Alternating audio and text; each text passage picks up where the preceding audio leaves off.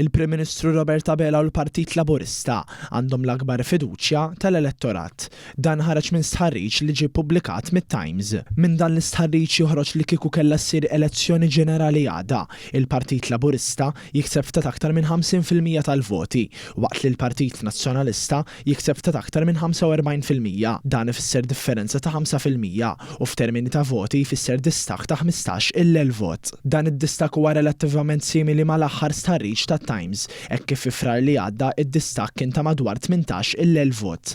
Dan fil-waqt li bejn il-mexxejja taż-żewġ partiti, il-Prim Ministru Roberta Bela jgawdi aktar fiduċja mill-kap tal-Oppożizzjoni Alex Borch.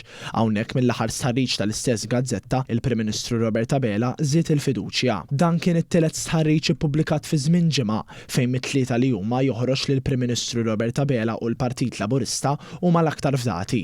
Sa dan it-tant it-Times staqsiet dwar il-ħidma tal-Gvern fejn ħareġ li l-medja ita aktar minn 3 minn punteġġ ta' 5. Dan ifisser aktar meta mqabbel mal-aħħar stħarriġ ta' din il-gazzetta.